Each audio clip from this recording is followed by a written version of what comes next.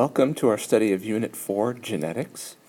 We'll begin with this title slide to really help explain the big picture of where we're going to be spending the next few weeks. If you remember from previous experiments, we've been working with these. These are chromosomes. We know that human inheritance involves 46 of these chromosomes, 23 chromosomes in each gamete, and then through fertilization in the zygote, we have a combination of 46 total chromosomes. If you can see in this picture, a chromosome is simply a section of DNA that's tightly wound around these proteins.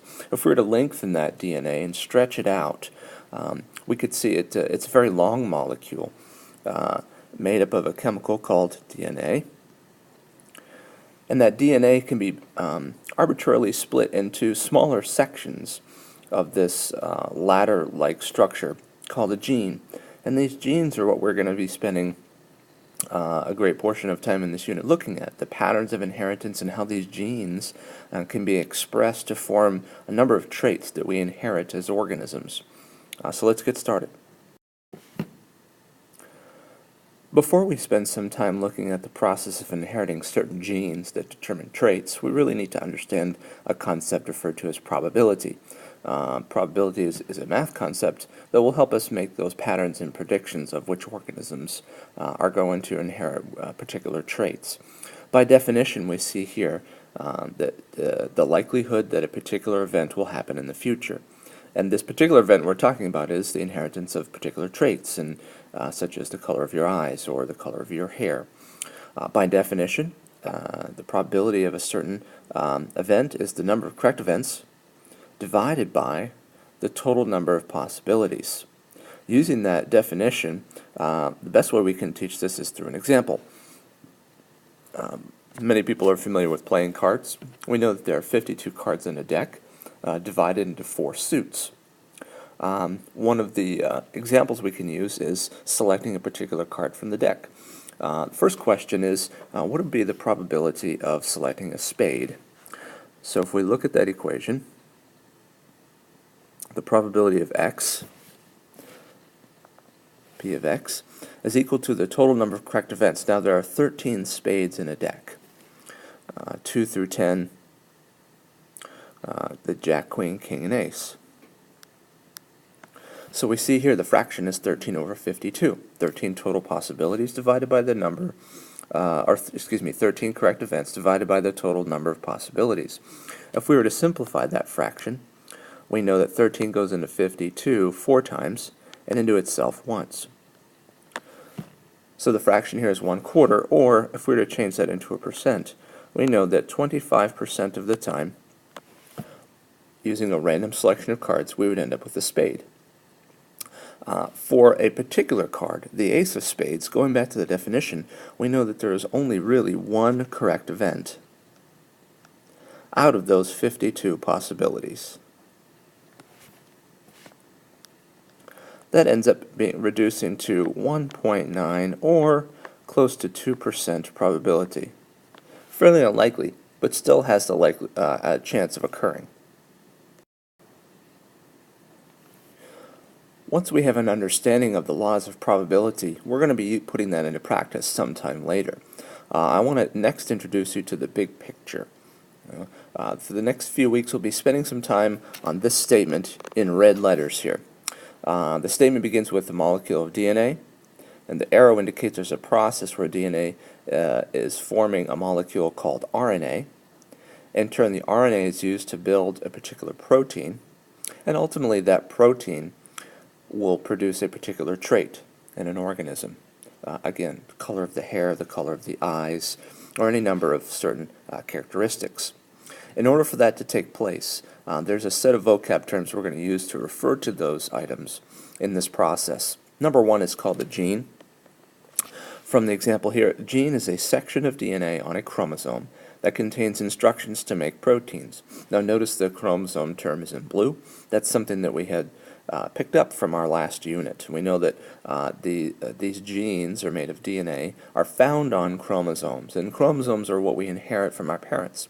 Again, for humans, 46 total chromosomes are divided into 23 chromosomes in the male gamete, the sperm, and 23 chromosomes in the female gamete, the egg. Number 1 is an interesting statement. It says chromosomes come in pairs. We know that we have 2 parents through sexual reproduction, each providing those 23 chromosomes, and so when fertilization occurs, we end up with a pairing process, 46 total chromosomes. We also know that because we have chromosomes that come in pairs and these genes are found on chromosomes, we deduce that genes also come in pairs.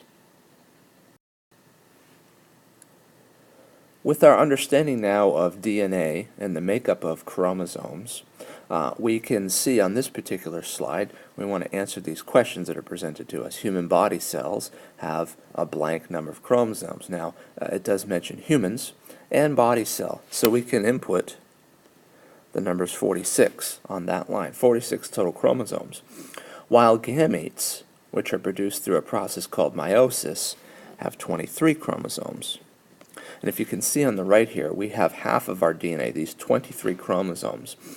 Looking at these chromosomes here, for example, in chromosome number 3, some of these chromosomes appear to look like the typical UPC scanning codes that you might see at a grocery store when you're buying a product. These bands or pattern of bands that occur on the chromosomes are in fact those genes, and the genes always have a particular address or a location where they're found on these chromosomes. We can see collectively here the 23 chromosomes, the last pair being what are referred to as sex chromosomes, the 23rd chromosome, and we'll come back to that a little bit later in the next lecture. Important part here is the location of those genes is always found on the same chromosome, and we can use that to make a prediction about the inheritance patterns of these traits. From this slide, you can see an image has been prepared. It's a process called FISH, stands for fluorescent in situ hybridization, simply painting the chromosomes. And this way a computer can scan an image that you see on the right here and produce an image that has been organized and sorted. And you can see from this second photograph that the chromosomes have been paired. Half the chromosomes come from mom, half the chromosomes come from dad, forming pairs, or 23 pairs of 46 total chromosomes. Each chromosome has a different size and a different color, starting with pair number 1 being the largest, all the way down to pair 22 being the smallest. This pair right here is referred to the X chromosomes and the Y chromosomes. We see here that this individual has both chromosomes that are X, which will produce a female organism.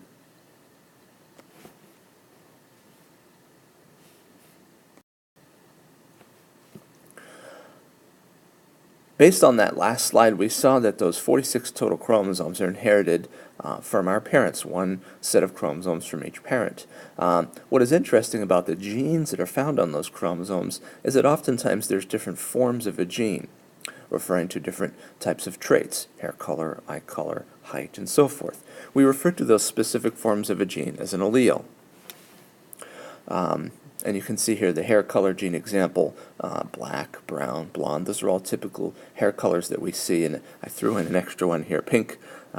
We do see individuals with certain hair colors that are altered, through a dye as such, which really goes back to our explanation that the traits that we inherit can be influenced by our environment as well. So that's an important point. Those genes that are inherited sometimes occur in different forms as well. We refer to these as either a dominant gene or a recessive gene. Dominant genes only need one of a pair for a trait to be expressed. Now remember, these chromosomes are inherited in pairs, one set from our mother, one set from our father. So looking at those genes that are inherited from parents, we're going to end up using a series of letters to denote which genes are which, uppercase being typically the dominant genes, and lowercase letters being the recessive genes. We see the recessive genes both needed of a pair for a trait to be expressed. If you remember from our marshmallow creature lab, we see that we can use a number of letters to express certain traits in marshmallow creatures. For example, this combination, large A, both of those would be a dominant gene. We know produces the trait that we see in marshmallow creatures for red ears.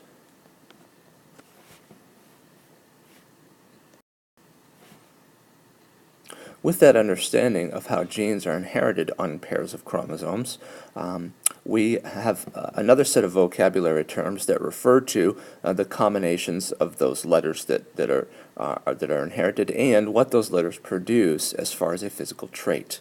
The first term, genotype, really indicates the letters, what genes are actually inherited, what gene combinations are present in the offspring. And the second term is referred to as phenotype, the physical trait. Focus on the first two letters, PH, phenotype, physical trait, or what that trait is translated into. What does it look like? And using those terms, we have three options that exist in organisms as far as a pattern of inheritance. The first being what we refer to as homozygous dominant. Our textbooks sometimes refer to that as being pure dominant. The genotype we see here, homozygous dominant, is indicated by two large letter B's. A heterozygous combination, as we see in the next example, is noted by a large B and a small b here. And the last combination we refer to as homozygous recessive, or as our textbook puts it, pure recessive, is two small letters. Now the phenotypes, as you look to the right, when large B's are present, this homozygous gene combination produces a black fur. In the heterozygous condition, this idea of dominance appears, where even though we have both a dominant paired with a recessive allele, only the dominant allele is expressed, producing again a black fur. Finally, the last option, homozygous recessive, is really the only time you will see the recessive trait expressed. When both of those alleles are present, little b, produces the white-furred individual.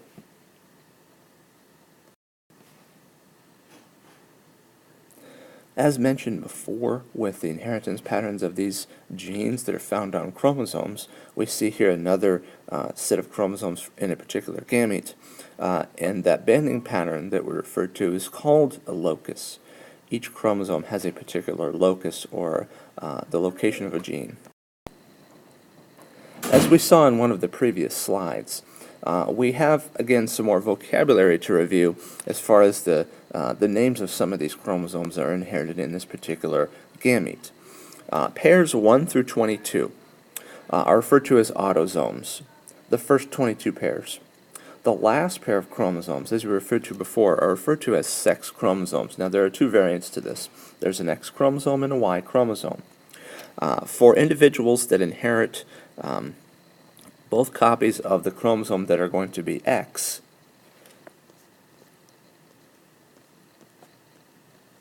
will produce an individual that is typically female.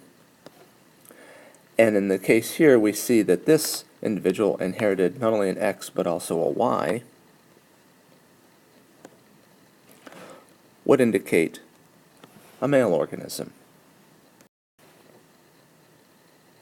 One of the mnemonic devices that we used often to help us remember this is Y's make guys. And we see the X and Y combination here produces typical male characteristics.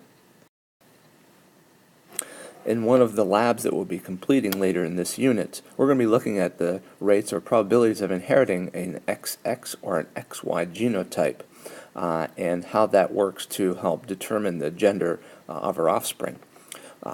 This wraps up 4.1 lecture. Stay tuned for 4.2, where we'll be looking at karyotypes and patterns of inheritance.